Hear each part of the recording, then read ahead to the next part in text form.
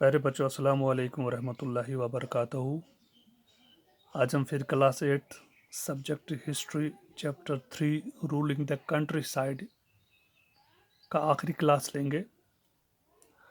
और आज के क्लास के अंदर हम दी ब्लू रिबेलियन और इंडिगो रिबेलियन ऑफ 1859 पढ़ेंगे। इस मौजू पे जाने से पहले मैं आपकी तवज्जो पिछले क्लास में ले जाना चाहूँगा। आपको याद होगा कि पिछले क्लास में हमने पढ़ा था कि जो इंडिगो कल्टीवेशन थी, इससे क्या क्या प्रॉब्लम होती थी। पहली प्रॉब्लम ये थी कि ये इसके लिए जो अच्छी फर्टाइल लैंड थी वो उसका इस्तेमाल होता था। दूसरी बात, जिस वक्त इंडिगो की कल्टीवेशन होती थी उसी वक्त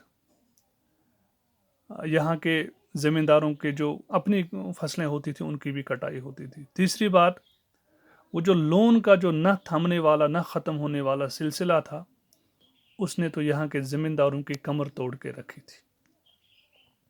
जाहिर सी बात है कि इतनी सारी पेचीदगियों के बावजूद इतने सारी पेचीदगियों को मद्देनज़र रखते हुए ज़रूर ज़मींदारों और जो लोग थे यहाँ के, उनकी तरफ से रिएक्शन आना ही था।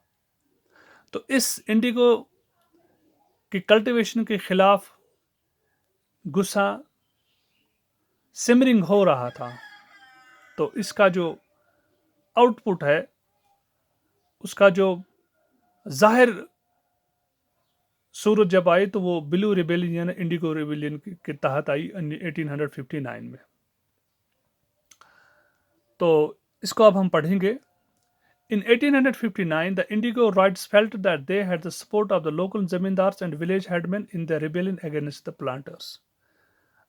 1859 में इंडिगो राइटर्स जो थे, उनको ये लगा कि जो ज़मींदार हैं और विलेज हेडमैन हैं वो उनके साथ देंगे, क्योंकि वो ज़मींदार और विलेज हेडमैन भी इस सिस्टम से काफ़ी तंग आ चुके थे। हुआ क्या, in many villages, headmen who had been forced to sign indigo contracts mobilized the indigo peasants and fought pitched battles with the लाठियाल्स। फिर बहुत सारे गांवों के अंदर जो विलेज हेडमैन होते थे, जिनको ज़बरदस्ती इंडिगो कॉन्ट्रैक्ट साइन करने पड़े थे, उन्होंने बहुत सारे इंडिगो पीजेंट ज़मींदारों को जमा किया और उनके साथ एक बहुत बड़ी ताकत बन गई ये। तो फिर इन्होंने इन के खिलाफ एक बहुत बड़ी जंग लड़ी। In March 1859, thousands of Riots in Bengal refused to grow indigo. As a rebellion spread, Riots refused to pay rents to the planters and attacked indigo factories. फिर हुआ यूं कि 1859 में हज़ारों के राइटर्स बंगालों के हज़ारों राइटर्स ने रिफ्यूज़ किया कि वो इंडिगो को नहीं उगाएंगे। और जैसे ही ये रिबेलियन बहुत सारे इलाकों में फैल गया तो राइटर्स ने रेंट देने से इनकार किया था जो प्लांटर्स की तरफ उनको देने थे, और इन्होंने उनकी बहुत सारी फैक्ट्रीज़ को तबाह किया, अटैक किया, आगजनी हुई। उसके बाद बहुत सारे पैमाने पर वहाँ पे वायलेंस हुआ।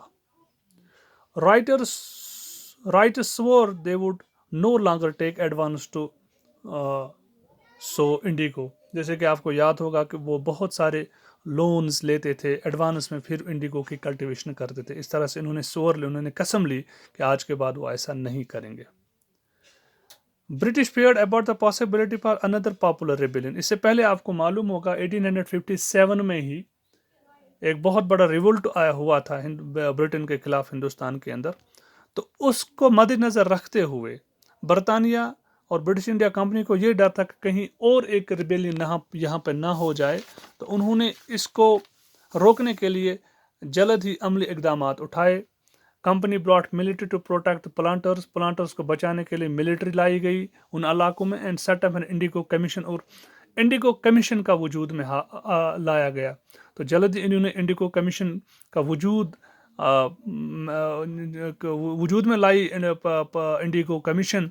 تو جس کا کام یہ تھا کہ وہ انکوائر کریں کہ انڈیگو پروڈکشن سسٹم میں کیا کیا خرابیاں ہیں، اور اس کمیشن نے پلانٹرز کو ہی رسپانسبل ٹھہرایا، کیونکہ اس کے جو کریسیو میتھڈز تھے، کیونکہ جس سے زمینداروں کو بہت سارا نقصان ہوتا تھا، تو اس طرح سے جو وہ پلانٹرز تھے ان کو رسپانسبل ٹھہرا کر کمپنی کی برٹش کی طرف سے انڈیگو پروڈکشن پہ بین لگائی گئی۔ اس طرح سے اس کمیشن نے زمینداروں سے یہ کہا کہ اس کے بعد آج سے آپ انڈیگو کی پروڈکشن نہ کریں۔ تو اس طرح سے ہندوستان کے اندر انڈیگو کی پروڈکشن کے لیے پابندی لگا دی گئی اس کمیشن کے تحت۔ تو اس طرح سے ہماری جو کلاس ہے ختم ہو رہی ہے، اور اسی طرح سے ہمارا لیسن بھی ختم ہو رہا ہے۔